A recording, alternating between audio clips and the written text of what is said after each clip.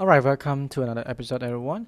In the previous episodes, I discussed the different parts of the brain, types of memory, and ways to integrate them together as a whole. Now let's talk about mindsight. So, what is mindsight? Mindsight is the understanding of your own mind as well as the mind of other people. Because mindsight is a broad topic, I'm going to spend two episodes discussing this topic. And in this episode, we are going to focus on the first part, understanding your own mind. In this context, we are as parents going to help your kids understand their own mind, what they focus on, what is their awareness, how to direct their awareness in the right thing. Now, before we start, let's pose some question in order to answer along our discussion. Why do our kids sometimes get stuck in some thoughts and can't move on? Or why do they spend so much time being upset and not focusing on other things? So in the mind-side analogy, our mind is compared to the bicycle wheel. So as you know, on the bicycle wheel, there are three parts: the hub, the spoke, and the rim point. The hub is where your brain performs executive functions like making reasoning judgments, decision making, awareness of your thoughts. In other words, we call awareness of your awareness. And this is a place where we want our kids' mind to stay. We don't want them to get out of the hub. The small metal lines connecting the hub with the rim is called spoke.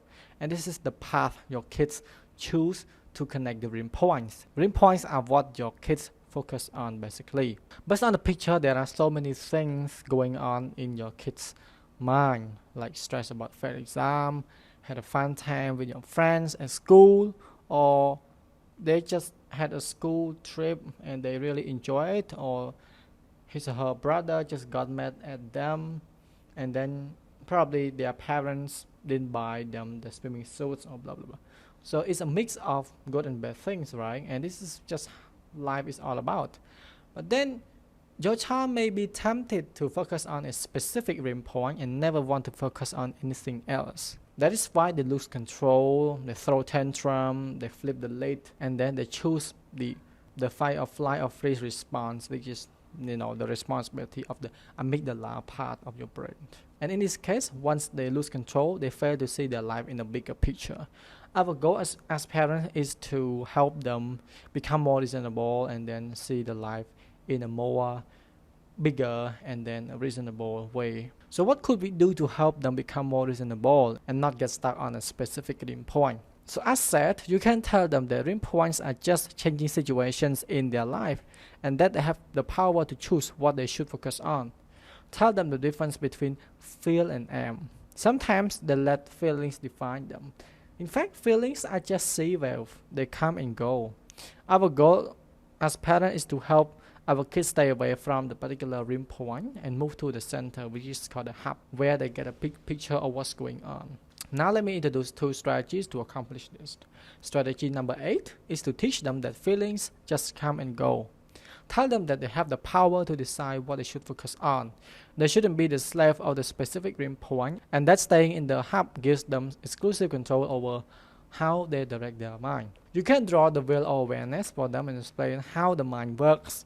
For example, your daughter felt sad, so instead of dismissing and denying her feeling, saying like, okay, don't feel sad or don't be worried, because this is just how you invalidate their emotions, and by invalidating their emotions you restrain your child from expressing the richness of emotions.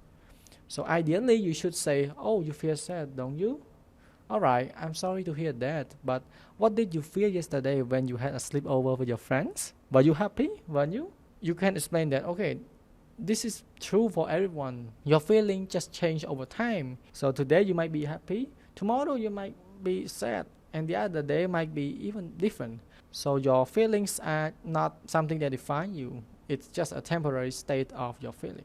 Strategy 9 is to pay attention to shift. Alright, this means we help our kids develop awareness of what's going on inside them. This focuses on 4 main areas: sensations, images, feelings, and thoughts. Sensations refer to any signals that convey particular messages. For example, a tightly clenched fist means they are angry or they want to fight someone. A fast heartbeat means they are nervous or threatened. An angry face means they should not make a decision. Images refer to memories they picture through their mind that may develop a particular fear. For example, a child may be sleepless as he remembers an image of the scary ghost in a movie. Feelings allow them to express how they feel at any given moment.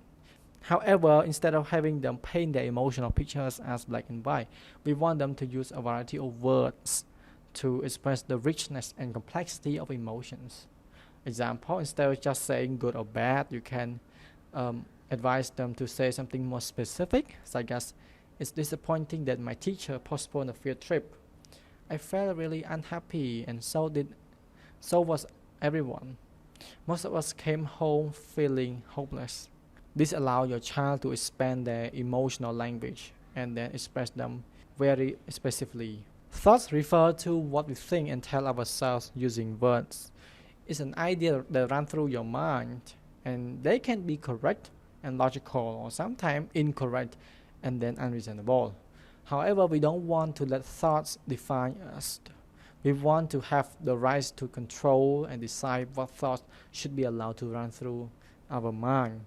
So by understanding these things, your child has control over themselves and doesn't get overwhelmed by any specific rim point that they should be stuck with. Because if they know that any specific rim point is just a part of them, they will not let it define them, or they will not get stuck on specific thing, because they will be able to see their life in a bigger picture. Right, last strategy is to get back to the hub. So like I said, our goal as parents is to bring your child to the center of the wheel, the hub. So to achieve this, they need to practice some techniques. Some are meditation or breathing exercise. Meditation can be hard, especially for kids whose attention is moving around constantly. Breathing exercise, like asking your kids to close their eyes and listen to their breath, can help reduce overthinking and anxiety, especially giving them clarity in their thinking process. In fact, a small thing like this can really have profound impacts on mental and physical health. Not just kids, but people in general. Another technique is that, for example, your child doesn't want to get vaccinated.